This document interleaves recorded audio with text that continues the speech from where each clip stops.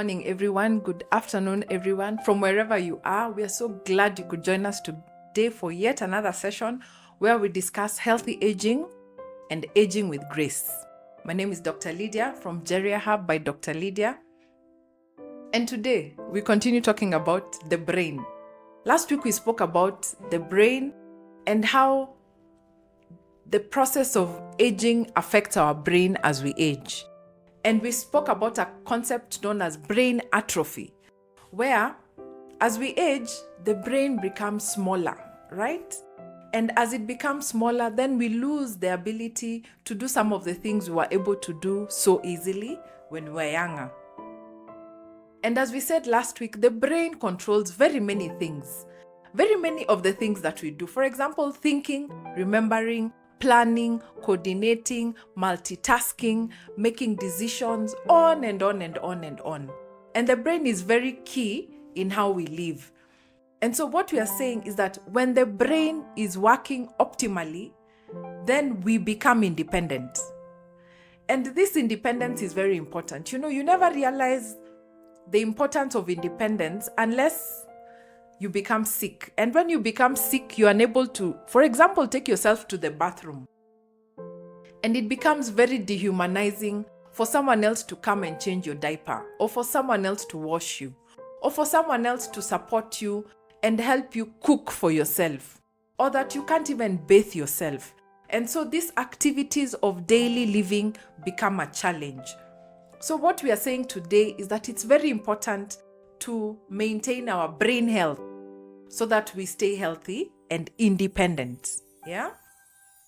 And so last week we spoke about brain health, and we said that as we age, the brain atrophies, and this process of brain atrophy, which is called brain shrinkage, starts as early as the years of 30 and 40, you can imagine.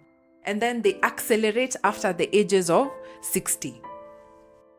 And so, besides the brain shrinkage, there are other things that also happen in the brain. For example, number one, the brain shrinks.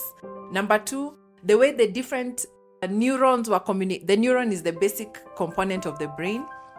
The way the different neurons communicate and synapse and associate becomes affected. And so the communication between the different components of the brains become affected. Number two, blood flow to the brain reduces. Remember, blood is life. Whenever we have increased blood flow, that area flourishes. Whenever we have reduced blood flow to an area, the function of that organ diminishes. And so here, when we are saying that blood flow to the brain decreases, what we are saying is that then the function of the brain also decreases. So what we are saying is that as we age, the brain shrinks, communication within the brain organs reduces, and the blood flow to the brain reduces. And we said the brain functions are many. They help us in thinking, remembering, multitasking, sensing things. It helps us with tactile things. For example, when you're touching the sufuria, the ability to know whether the sufuria is hot or cold is a tactile function because you're able to touch, and then your hands can quickly determine the temperature of the area. The emotional function, the ability to know that you're angry with someone, or that you're in love with someone else, or that you're sad about something. All those emotional components are brain functions that take place normally. So what happens as we age is that we start functioning in a slower manner, if I can say. We are slower to find names or to recall things. For example, when I'm trying to call my children sometimes, a long time ago I was young, so if I wanted to call this person, I would call them, straight to their name. But nowadays I find that I want to call the youngest, but I start calling them from the oldest to. And I remember my parents used to do that, and they used to laugh at them. And I find myself doing that as well. So perhaps that's a normal aging process that has started. Number two, apart from having a difficulty finding words and recalling names, we also have problems with multitasking. So you're doing this and you forget you are doing the other thing. And then number 3, we have reduced attention span. We cannot stay and become focused on one thing for a long time. And so all these changes affect how we function. It affects how the ability that we have to learn new skills. It affects the ability that we have to form new memories. It also affects the ability that we have of coming up with new vocabularies or learning new languages. And that's why children learn languages faster than the older folks. So today I want to introduce a concept known as neuroplasticity. I know it's a very hard word, but what it means is that the brain also has an ability to change, right? And so the brain has a function where it can grow and reorganize itself.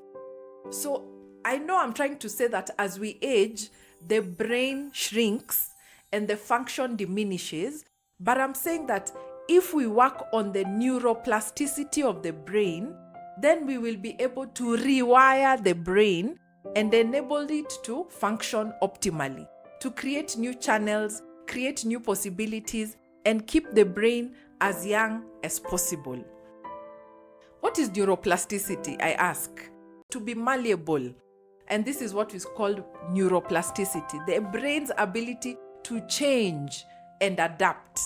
And this can be structural, where we have experiences and memories that change our brain function. Or we have functional plasticity, where brain functions move from a damaged area to an undamaged area. Let me explain that. So structural plasticity, where experiences or memories change a brain physical structure. A lot of us go through events. For example, death of a loved one, or marriage, or birth of a baby. For example, myself, when I was younger, once I slept, nothing would wake me up, right? But immediately I got children, a child would just, the smallest noise a child would make, I would be able to wake up. And that's a structural plasticity, where the experience of getting a baby enabled a habit that I had before to change. And therefore nowadays, I can hear my children, even when they're sleeping, when they cough, when they do all those things, I'm able to hear, right? And then number 2, there's functional plasticity, where the brain functions move from a damaged area to an undamaged area. Let me explain. For the people who have strokes, right? And a stroke is where there's reduced blood flow to one side of the brain. And remember, the right side coordinates the left side of the body, and the left side of the brain coordinates the right side of the body. There's a decussation that happens. We call that decussation. And so when you have injury to your left side of the brain, and you lose the function to probably write with your right hand, right? And you realize people who have strokes are unable to move one side of the body. Let me surprise you that if they start practicing to write with the left hand, over time, they can actually become left-handed. What have they done? They have simply created new channels and new pathways of function for the brain. And so even though the one side of the brain is damaged, they've been able to move the function to the other side of the brain. So those are some of the ways we can improve our brain function. So how do we increase neuroplasticity? How do we improve the ability of the brain to adapt? Number 1, of course, feed your brain. And as we said in our previous videos, enhance your diet. Omega-3, omega-6, all those nuts and seeds are very important because they improve the nutrient that will be available for optimizing the brain functions. We want to snack on things like walnuts, blueberries, avocado during the day, vitamin D, magnesium is very good because it optimizes how we sleep and all those things. And so improving your diet has a direct correlation with how malleable and how the brain is able to adapt and form new connections. Number 2, sleep. And you can see it's almost a repetition, right?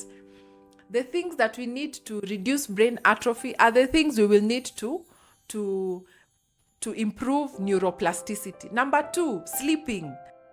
In fact, they say that a short afternoon nap, anytime you're tired, if you take a nap of about even 20 minutes, it improves the ability of your brain to practice neuroplasticity, right? So anytime you're feeling tired in the afternoon, take a short nap, and that will do wonders for your brain. Number 3, if you're at your workplace and you have an 8 to 5, when you go home, don't go home with your work. Go home and do something different. The ability to do something different in the evening improves the function and neuroplasticity of your brain, right? So in your 8 to 5, if you're using a certain set of skills, in the evening when you start cooking and learning your hobbies or doing whatever it is, it means that you'll be using a different set of activities and skills that activate different areas of the brain. So this improves the neuroplasticity of the brain. Number 4, expand your vocabulary. We need to buy dictionaries, and every day we learn a new word. The ability to learn a new word every day improves your neural pathway, both visual and auditory, so that in a couple of months, you'll be able to have expanded your vocabulary. You'll be able to speak more authoritatively because you have improved your vocabulary. Plus, it will make you a better player at Scrabble. And remember, we said all these games improve your brain function. Number 5, use the wrong hand.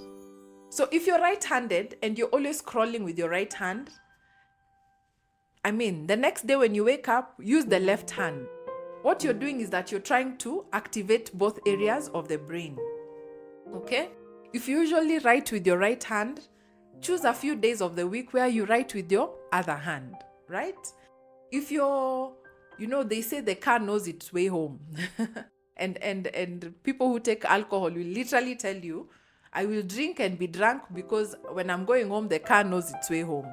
And so for all of us, I'm sure even when we are going to work or to church, there is a certain pathway or route that we always use.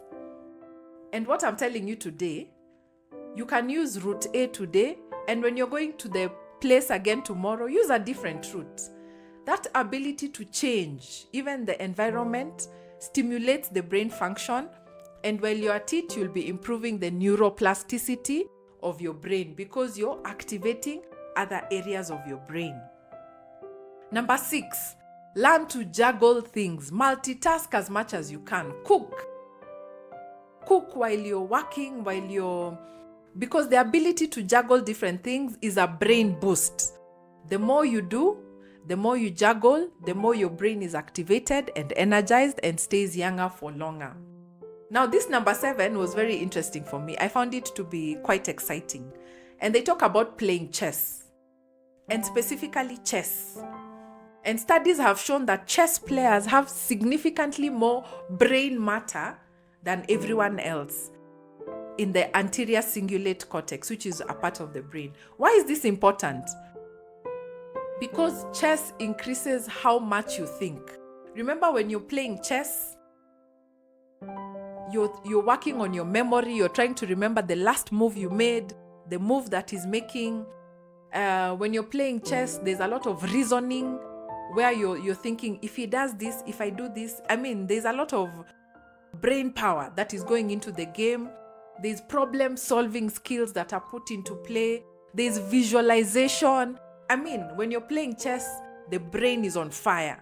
And so chess is excellent for improving neuroplasticity. There was a time I had started playing chess and I stopped, but I'm back to it. I'm going to make chess the center, the one of the most important games that we play in our family, so that I can ensure that my family members get that neurological boost that they need. Number 8, which is also very important and very amusing, I found it to be amusing, was that we need to do mnemonics drills, So you teach yourself mnemonics like formulas and rhymes.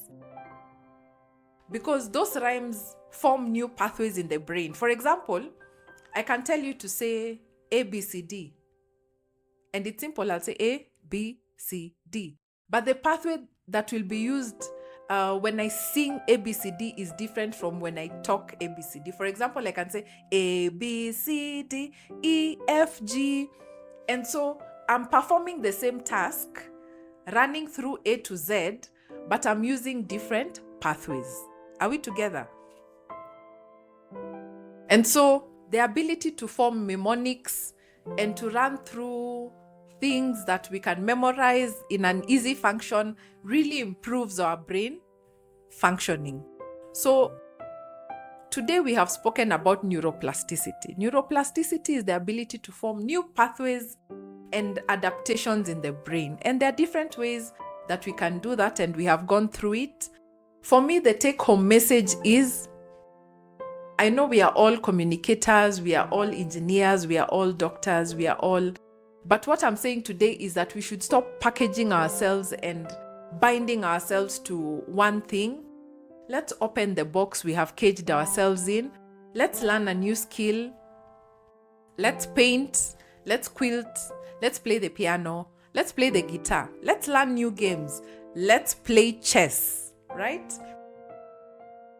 Let's be innovative in how we do things. If you write with your left hand, tomorrow write with your right. If your car has a specific route that it uses to go home, the next day you should use a different route.